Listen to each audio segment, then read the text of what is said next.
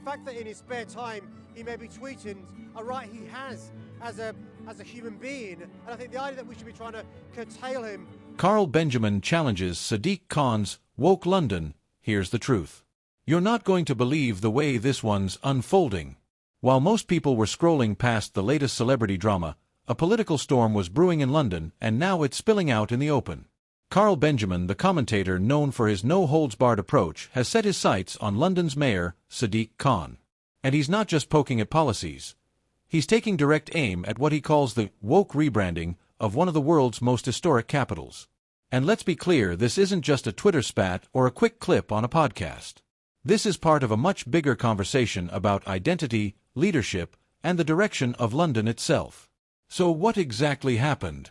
In a recent interview, Benjamin unleashed a sharp critique of Khan's administration, saying London is being turned into what he called a social experiment rather than a functioning city.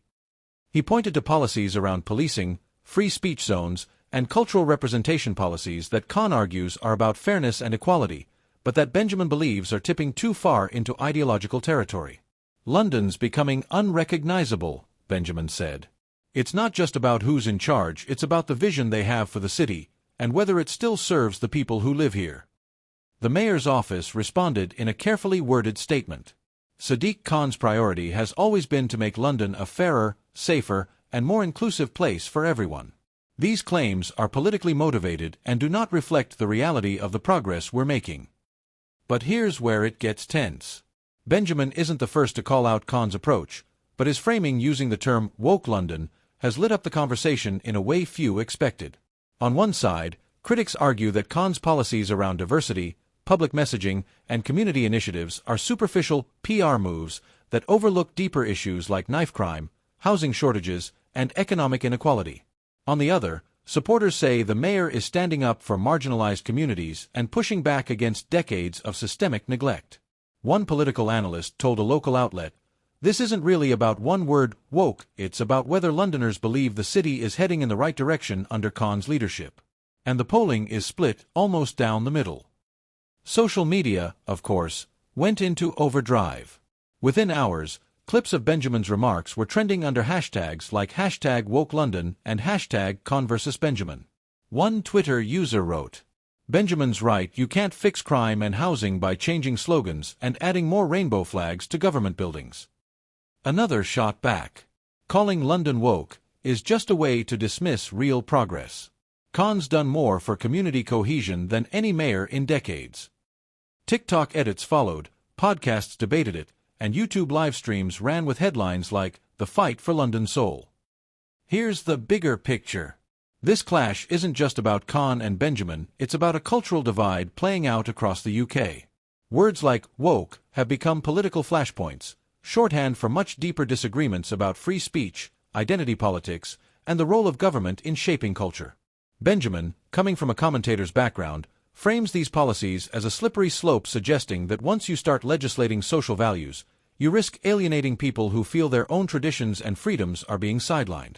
Khan, from a political leader's perspective, frames them as a moral obligation, saying that without actively addressing discrimination and inequality, the city risks deepening divides. And somewhere between those positions are millions of Londoners just trying to pay their rent, get to work on time, and live in a city that feels safe and fair. Insiders are weighing in too. A former City Hall staffer, speaking on condition of anonymity, told a newspaper, "The mayor's team knows this woke label sticks in certain circles, but they also know it energizes their base. This is as much about political positioning as it is about policy." Another commentator noted that this exchange could ripple into the next mayoral race. If Benjamin's criticisms gain traction, expect challengers to position themselves as the anti-woke alternative. That could seriously reshape the electoral map. But here's the question no one's asking enough. If this is all just politics as usual soundbites, branding, positioning, what happens to the real issues? London's knife crime rate has been a persistent concern. Housing affordability is at crisis levels. Public transport faces funding shortfalls. Are these getting lost in the noise? Benjamin argues yes, that woke initiatives distract from what he calls meat and potatoes governance. Khan argues no, that inclusion and equality are foundational, not optional. And that's why this story matters. Because beneath the headlines and hashtags, we're watching two visions for London collide in real time. One that sees identity politics as a distraction, and one that sees it as a duty. Neither side is likely to back down. And in a city as diverse, historic, and politically charged as London, every policy, every soundbite, every symbolic move will be scrutinized. So as this plays out, the question isn't just whether Carl Benjamin's "woke London" label sticks. It's whether the people of London feel the city is becoming a place that works for them or a stage for political theater. And right now the question is, if this is just the beginning, how much deeper does it go? Stay tuned for more political updates.